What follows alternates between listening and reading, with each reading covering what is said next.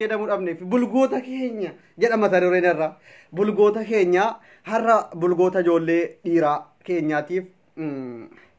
dhaamsa qabu kabajamoo Dr. Abdusii Sarbiyaa sheernaaf godhaatiif faffacaasaa bulgoota biraan gahaa akkuma Dr. Abduseen gaafa rasaasa qabatanii dhufan dhukaasni isaanii likkitti nama galchu assalaamu alaykum wa rahmatullahi wa barakaatu jedhu Dr. Abduseen sheerii qofa faffacaasi bulgoota naafin akkam Dr. Abdusee ciicattu jamaa sooma jala geenyeerra jennee mataa qaqqabannee teenye jennaan soomni dhiyaateera naman tuqunu jennaan way fireeshoch yaa rabbi gooftaa ko ati yeroo kabajamoo Dr. Abduseen ummata bulguudhaaf jechuudha fakkeenya ta'anii as bahanii addunyaa kana irratti bulguun gabbaatee kabajamoo Dr. Abdusee xixiqqeessitu hooleeyyiin eddeesii yaate of hin beekne jechuudha. Ankanna gubu maqaa bulgoota otuu namni gaariin otuu sareen gaarii waa gaariin mana koo nyaatte moo kan jedhanu sheer godhiitii biraan ga'i viidiyoo isiniif finna viidiyoo ijoollee bulgoota gabbahanii nuti gorsaan kabajamoo Dr. Abduseen laayivii kan isaan dhiisanii yeroo baay'ee tasgabbiidhaan ilaalaa jiranuuf maali beektu bulgochi keenya jedhama mata dureen dhameenaaf faffacaa namni baay'atu malee dubbinaan nufu bar yoo namni 500 galee gadi likkii galchuun qaba sanummoo bulgochi keenya jedha maal inni siniif gala bulguu keenya gaafa jennu Dr. Abduseen qobaatti ebeluun jedhan bulgochi keenya keenyuma taatee bulguu baay'ee jirti waan ta'eef jara akkasiisuutumaan qiqqimmiiduu barbaadna waan ta'eef sheer godhi faffacaasi gaafa jedhamtu faffacaasi gaa sukkaarinatti ka'uuf deema wayne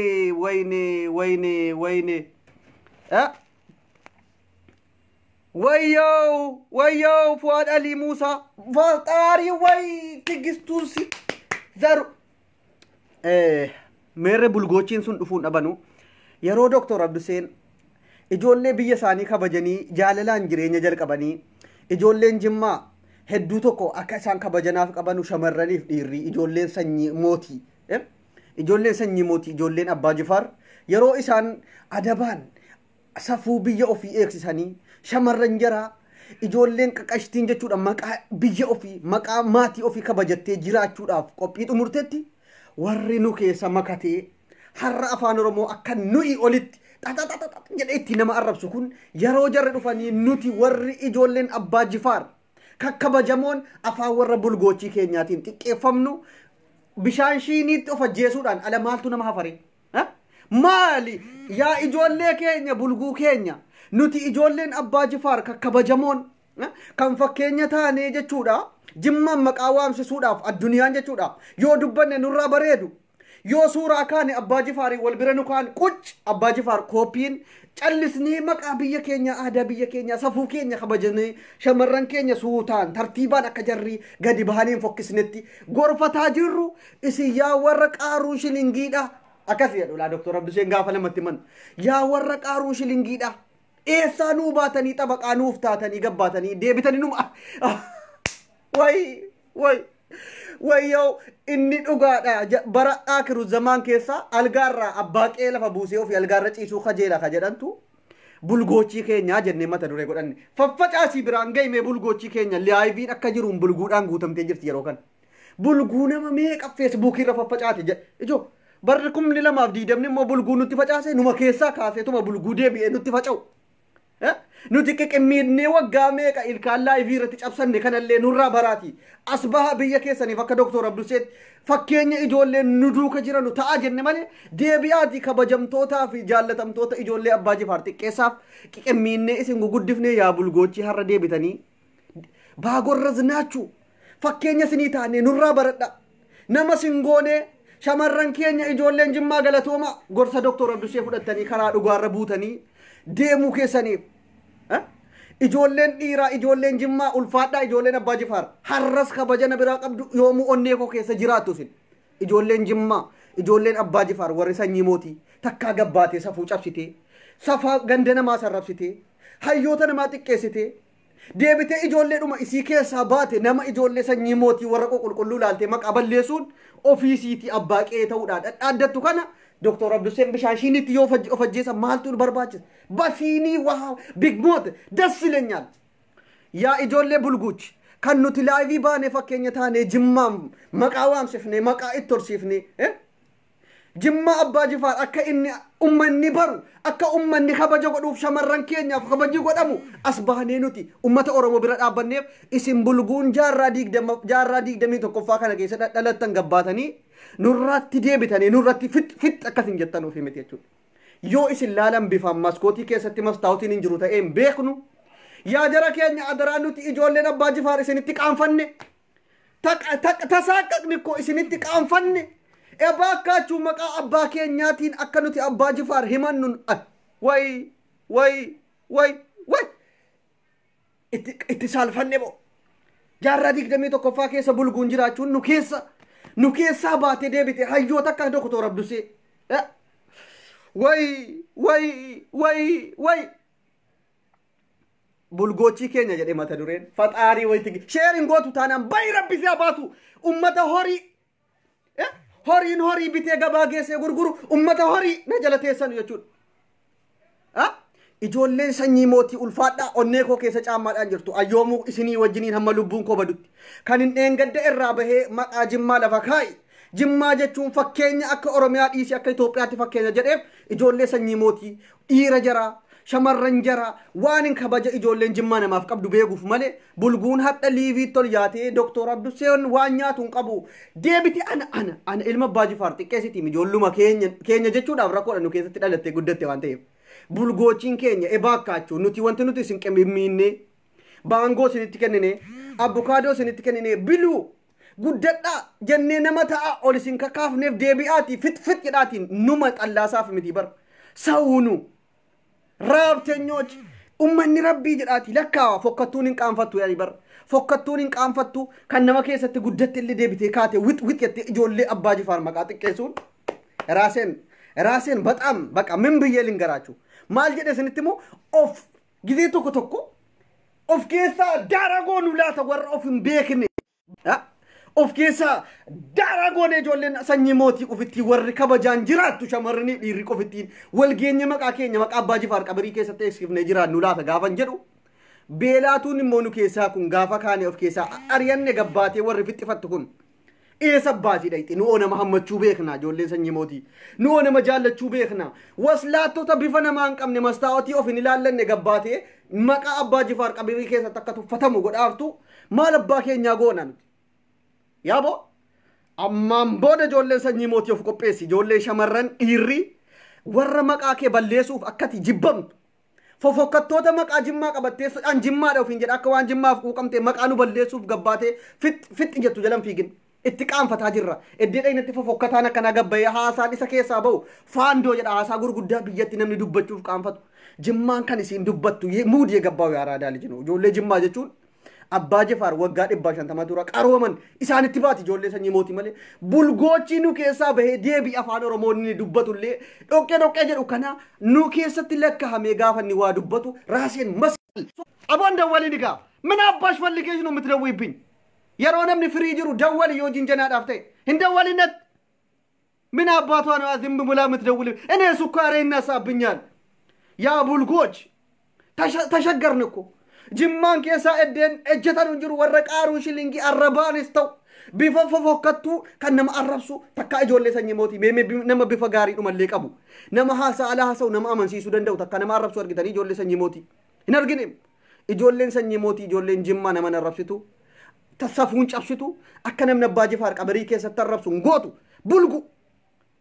ijoollee jimmaa bakka hin buutanu sin نعل أبو شكلك أين يني طبقات كاتي إسن نيادا قددا إسنين جن ملء ديبيتي نوما ورا هيوت جتور هيوت إجول لي جمّا قوتة إجول لي جمّا سبون توتا شمرني إيرمك أبل ليسيف سن قد فني بد ورا قد فشار أنو كيسا هرّا قدي باتي أفان رموتي نتدي بتي لطي فت يا ابن القهوة نما ربنا ما فجاتهم نكون فتاسي ولي بيوك النجلة سكر ركود إبا وياو عبد السيو تدفركوا بناتي أنا سكري وياو بقى أنا مسكرينو لسكرينو لا والله بين جلا ربي شافت بلغو ورابتي ورنا جلا تيسوس بين جدم إجولين ور بلغو إجولين كينيا ور كيسان أفتاني عبد السيو كينيا مكان نبدي نتي إجولين سني موتي أكنا نما أربسون جالنو ور ففقتان قبه إجولو مكينيا mee mubaarik fay maal isinitti balleesse miskiina maqaanuu waamsisi maal isinitti balleesse abbaa miskiinaa jennee nuti isaa wajjiniin jechuudha rakkattoota warra eessatti rakkatan sagalee taanu maal abbaa kee gab yebo mubaarik birrii nyaate abduseen birrii nyaate ettee kan afaan kee bantu jechuudha yaa bulgooch mubaarik maqaanutti torre dhugaas jibbachuudhaaf otuu gandaan naman qoodin arsiidha eessan jedhin birrii walitti qabee miliyoona torbii tokko keessa guurree ummata liibiyaatti rakkase waamne maqaasi waamne isi warri miqqinyoochin jechuudha warra akkanatti ijoolleen ijarra keewwatte maqaa balleessuudhaan abdusee gatii ummanni addunyaan jaallatu maaf abduseen nu keessaa ba'ee jaallatameedhaaf bulguun nu keessatti guddatte mee maal abbaa keetii miskiina waa tokko intiniin jenne mee eenyuun arrabsee jennaan har'a gadi baate ati eenyu xabaqaa taate mubaarikiin arrabsi taate eenyuun xabaqaa taate abdusee arrabsi taate bulguunnu keessaa baate nutti deebite nu nyaachuu jechuun bakka ene maa badeeno sheer godhi yookiin bayi rabbi siyaa balleessu amadaamulla sheer godhi yookiin bayna jala rabbi siyaa baasu qoonqona gogsite sheer godhi na al abu shaklak na al wayni abdusi maskarno miskir ibalan soomnatuun gahin jechuudha bulguunu keessatti guddatte deebite nu arrabsitu nu keessatti dhuftee nama bicuusii ol baheetuma namni bare ummata kutaa kudha tokko galateeffataara mubaarikii yoo ta'e yoo nyaates laffa'ee bultii meeqa otuun taa'in otuu dalkanii guyyaa jettu waasaappii kuma meeqatti dawwalamu gurraa duudee otuma nyaate maal si guba achi keessatti obboleettii shamarraniif dhiiraa dhumaatochiisi baasaa jira buujalaam ummata birrii jetti jechuudha ummata warri qaaruu shilingii birrii argiteen beekne birrii nyaateetti orminuuyyuu birrii nyaataa jira namni nuu rakkatee nu wajjiniin jedhamaa jiru yoo birrii nyaate maal abbaa keetti si dhibe yaa qomaaxooch yebo dhugaasiin jedha dhugaasii maa yaa bulgooch mubaarik birrii nyaate abduseen birrii nyaate jettee kan afaan bantee maqaa nu balleessuudhaaf ijoollee abbaa jifaar dhugaasiin jedha ijoolleen amma gabbaatee wuxxifattu sheer godhi rabbiin siyaa godhu godha mi'atti shamarran keenya godhi gaafan siin jedhu dinnaan sin godha yoo diddila godhamuu warri barbaaddu sheeriin godhinii taay warri godhamuu barbaaddan isinin godha warra sheeriin goone kutaa kamittuu dhaladhu sheer godhi gaafan siin jedhu godhi yookiin sin godha godhami hayawaan na al shakshak indeet abbaashino sheer adirgi yaalkush bulgoota keenya biraan gabbay kan mee ilaala an ijoollee keenya galateeffachuun barbaada dhugaa rabbii ijoollee jimmaa hedduu galatoomaa isinitti hin booneen ijoolleen abbaa jifaar hedduu galatooma ijoolleen sanyii mooti ijoolleen sanyii dagaadoone ijoolleen goototni ijoolleen keenya hedduu galatoomaa ijoolleen abbaa jifaar takkaa gabbaatanii nama arrabsine takkaa isinirraa waan badaan argu ijoollee jimmaarraa warra qaaruun shilingii birrii torbaan nu jalatti baa gorrisnaachuu deebitanii nutti deebitu wayyaw aneessa sasakkarku lisakrino maa badeeno isin guddifnee kaanaan buujaloonni nu keessatti guddattanii gabbaatanii jechuudha indeet abbaataachuu no ijoollee abbaa jifaar maqaa balleessuudhaaf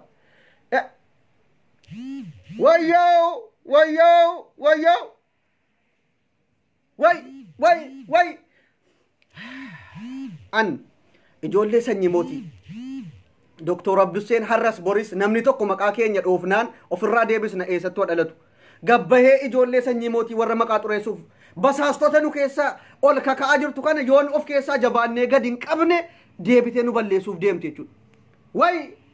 an kan hin gaabbu mee mubaarik namatti qaanfatanu otuma ta'e nama itti yookiin arrabsanu isin galanni nama hudduu namaa koobee dhuufuudhaniidhan rabbiif rasuuliidhaati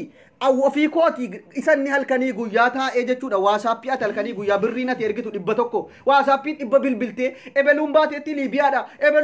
liibiyaadha jettu si dhaggeeffataa birrii walitti guuree ilmaan hiyyeessaa achii baasu ati deebitee hudduu galanni nama hudduu namaa koobee dhuufuudha jechuudha ati deebitee mubaarik maali silxeedha jettee arrabsitu silxummaa ati jaallatteen kennineefi ati oromoo taate deebitee nama arrabsitu irra silxee sana oromoodhaaf rakkataa jiru sii wayya maammees laali fakkeenya finfinnee keessa ummata waan nyaatu dhabe waan qabu dhaqee gargaaree ato fi firaashii ciiftu firaashii ciiftaa jira obboleessisaas hin arrabsin nama gargaaru rakkata nuti isin guddifnaan deebitee ati nurratti afaan badda isin akka keessanii maqaa nu nyaattu viidiyoo jaraa isiniifan fida bulguu baay'ee tol yaatee jirti jechuudha kan bifa namaan qabne osolee jechuudha osolee mukarraa isin tokko duuka raabiti yaa osolee wayyaw biintoo dhuguu jechuun maaliif sheer godhi yookiin rabbi siyaa godhu godhami na al shakshak nama 2,000 barbaadaan nama kuma lamaan ga'i gaafa siin jedhu bayna jala na al bulookata bulookiidhaan lafa si xaragaan ijoollee keenya taa yaada badhuuti warri nu keessatti guddattee deebitee ijoollee sanyii mootii Dr. Abdusee keessan jabeeffadhaa warra isin keessaa waan gaarii hojjetanu jabeeffadhaa bulguu bifa namaan qabne gabbaatee shamarran keenya illee irraa dubbattee waa deebisuu hin dandeenye hamileedhuma shamarran keenya gaafa arramte irraa dubbattee deebisuu hin dandeenye adabadhaa ta'a isin afaan oromoolleen beektanu boy faandoo እናተ labda እናተ babba eessa yaa'e borkoon jechuudha faandoo namaan jedhasa arraba biyyatti bara 19 meeqa keessa hafe fudhatee biyyaa baay'ee bulguun idimee maali jedhama boo idimee maali rabbiin biyyaasi baasee jechuudha maleekaan hudduu keessa sagalsi xallaase faandoo maal እናተ labda jedhe haadha nama arrabsitaati haadha atu maal intiin akkanaa maal gahoo jalatti guddatte gahoo jal eegaa antini abukaadoo waan akkana kana baangoo nyaatteetumayyuu guddifne waan ta'eef har'a deebite እናተ labda ana takkana si godhe jetti buujalaamiin lamxaamiin jechuudha otuu Dr. Abdusee fida biranii bukkeedhuma sii ka'anii ija keessa ol jettee ilaaltu ilma abbaa jifaar mee abbaa jifaariif Dr. Abdusee suuraa jaraa lamman wal bira ka'aati eenyunni ilma abbaa jifaar moo warra gabbahanii sammuu keessan keessatti amma laaluu dhiiftanus siingi godha eenyunni abbaa jifaariif qucc eenyuun immoo ijoolluma abbaa jifaar qulqulluu fakkaata bulgoota gabbaanii wacan kanamu Abdusee tiingi godhe maaliif dhayxee laalta abbaa jifaar buusi suuraa isaanii jira kunoo asirraa yunatti mul'ata Abdusees buusi wal bira kaa'i eenyunni haasaa dhumte irraa bareeda bulgoota amma gabbaanii Abduseen akkana jedhanu kanamoo jaratu ijoollee sanyii mootii warra abbaa jifaar warra arrabsu kanamoo Abdusee kanatu ilma sanyii mootiiti jette yoo madaalte sammuudhuma deebii argachuu dandeessa kanaafaniyyuu gaafa jimmaan kan koo ijoolleen sanyii mootii tuqamte gaafa ijoolleen abbaa jifaar tuqamte likkii galcha bulguun akkanaa immoo nu keessaa gabbaate maqaa abbaa jifaaris qabiriitti narrabsiiftu irratti dhumna jechuudha maaliif maqaa abbaa keenyaa nuti eeggata malee bulguun nu keessatti birrii 7 bitamte gabbaate waan barbaade dubbattee maqaa jimmaa balleessuu hin dandeessu jechuudha wayyaw أنا مسكرينو مسكريا يا مسكري والله أنا بمسكرك أنا بمكسرك شير قدي قافن جد قدي ربي سيها قد قدامي نعال شك أنا تسي قدي وري شيرين قدي لا أنا تزك سي قدي أنا تسي قدي وري شيرين قدي بين جلاس يا قد قدامي نعال شك قدي قافن جد قدامو مرباد مو كان جل جد تيسو بو جلا شير ما تادرك كوني هوتا أبو شكلك يابا ميرا بماف جناتي إسين أما Abduseen كرارة الألتي Abduseen هاتي كرارة تقت جتو المسجني موتي المباجفار كان أنا أول بركاتي بلغون كوني أكملت أباجفار أتوجراتني ورب الكعبة أقسم بالله مقاساني أباجفار جتة بلغونا كنا قامس جوامتو أباجفار ربين كبريساني جنة الفردوسين كيسانو فجيبسو مقاكنا مقاساني بلغونا كنا وامتي أجينيان أي وانسان جرانو ayya abbaa jifaar maqaa bulgootaatii waamamtanii sin namni kabajamaan rabbiin qabrii keessan caffee jannataa godhu garuu nu ijiru bulguun maqaa keessan qabrii keessatti waamtu kana booda baagorra bayna jalaa warri cal jettee otuu sheerin goonin na laaltu ana sagaleen na duude ramadaani dhufaa jira dhiifama sin gaafachuudhaaf bultiin lama gaafaafee wal araarfanna yoon duudhiis isaayyuu koronaan nama fixaara bulguutu nama aarsite nama dubbachiifte min indoone attaaqom maskariyaa ibbaalaan ይጠጣሉ ዶክተር አብዱሴ ፈጣሪ ወይ ያጀረከኝ አባሬስ እንበለሱ ሞ ሼር ጎታ ለعنቱላህ አለይከ ወሪ ሼር እንጎዲን ለعنቱላህ አለይክ አባርስ ረቢ ስንራህ ጅራቶቹ ዳሂክኒሳ ወሪ ሼር ጎድ ጀናን ጃል ጀቴ አፋን በንቱ ለعنቱላህ አለይክ ዮ ሼር ጎት ጎድ ዮ ኪን በይነ ጀላ ካናን አቺ ማለርባን አማዘ ትደበለ ዱከ ስራ ካሰ ወረ ቪዲዮ ኢላላ ነምንኛ ዱኑ ጎዴ akkanatti sagaleedhaan iyyee neetti guutee dubbataati hudduu bantee nama jala raftu bayi la'natullah alayka warri na jala raftu agaafan sheer godhi jedhen gootu taanaan ijoollee jimmaa sanyii mootii taatee viidiyoon kun si dallansiisa taanaan warri viidiyoon kun ijoollee bulguu taatee dallansiiftu warra qaaruun shilingiiti jenne jarri qaaruu shilingii waan godhanii miti warruma bulguu of hin barin intinii jalatti guddatteedha jechuudha mee suuraa kaafadhaati abbaa jifaari wal bira kaati gurbaan kun dhuguma abbaa jifaari wal fakkaata isatu ilma sanyii mootiiti bulguun deebiteetuma ati kana ati jimmaa maalin taatu jettu kun dhuguma Abdusee dhuma wal madaalte abbaa jifaar bakka buutiidhaati ilaala tingi gaafa gootan ahaa Dr. Abduseen dhuguma ilma abbaa jifaar waan ta'eef bulguun nu keessatti ol yaate kun itti duulti jettee deebii quubsaa argatta an takkaana humti naan madaalu wayi namni ana waluma fakkaatu abbaa jifaarii wal bira qoch ya abbaa jifaar lijin jedhee ofitti amanee dubbachuudhaaf namni danda'u Wayyoo namumti yeroo bifaan suuraa mastaawtii keessatti dhaalan ol lama guuru jechuudha gabbaatee maqaa kabajamoo Dr. Abdusseetiif maqaa Abbaa Jifaar gaafa waamtu of ajjeesuun na qabaan. Wayyoo sheer godhi laanatullah aleek sukkaarinatti ka'uuf galam warra sheer hin goone jechuudha kutaa kamittuu dhaladhu wallaahi anatu likkii si galcha. Mena lala hubadhaati iyuunyesti Abbaa Jifaar qochi Abbaa Jifaar lejineenyi ko warra nu arrabsu kan ammoo mee suuraa jaraatii fi Abbaa Jifaar wal bira kaa way jettanii suuraa sana kukkuttu nuti ijoolleen Abbaa Jifaar kabajaa qabna kanaaf haasaan nurraa bareedaa bara aboo yoo dubbanne addunyaa nu dhageessisuu dandeenya bulguun nu keessaa gayyaate nyaako bakkatii qotii mutatte kimbera way champaan tuun rappa duriri jettu kun eddeesi yaate sinitti himna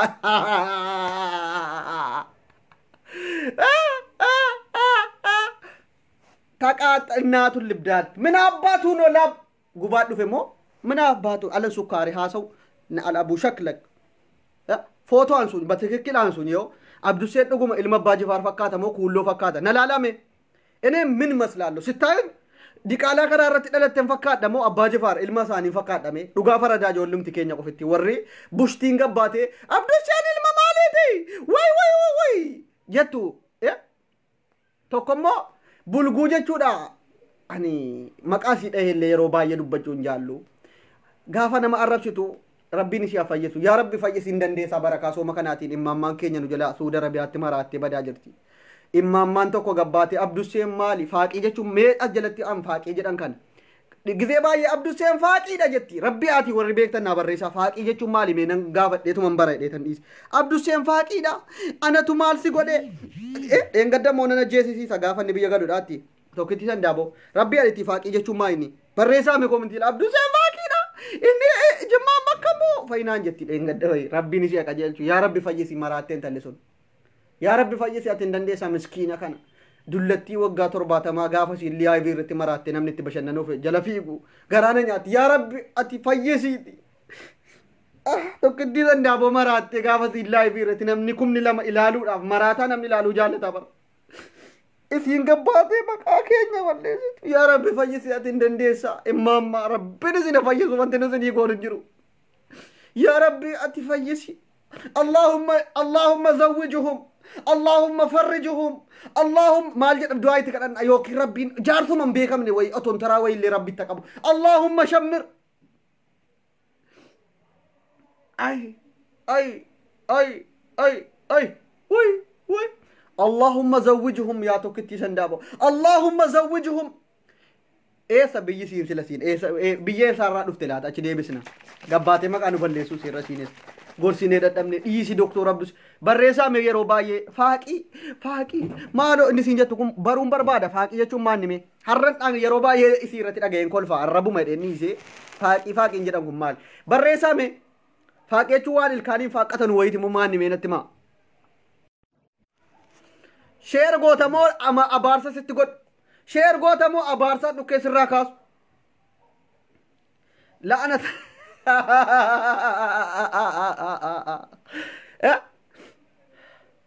yaa ijoollee sanyii mootii an lubbuun koo fidaa keessa na ta'u wallahi ijoolleen Abbaa Jifaar lubbuun koo fidaa keessa na ta'u otuun jiruu bulguun ol yaatee maqaa Abbaa Jifaar hin balleessitu enee ka'uun baalaa ijoolluma nu keessaa gayyaatee woxxifattu likkii galcha kan biraan tu'u awwala manoo fi qulqulleeffatanii ka'anii bakkee deemu waan jedhaniif bulguu bifa namaan qabne mastaawotii of hin ilaallatiin gayyaatee way yaabo wallahi Abbaan Jifaar maqaa isaanii ati waamtutu dhagahanii alangaadhaan dhibba si ciibsanii si garaf maal abbaa kee maqaa waamtanii meeshee ergoodhiitii biraan gahi awwala mana qulqulleeffatanii bakkee deemu waan ta'eef bulguunu keessaa yaatee numatti deebitee nu nyaattu kana likkii galchuu qabna yaa habiibin dawwalin bulooksi godha yoodin la'anatullah alayk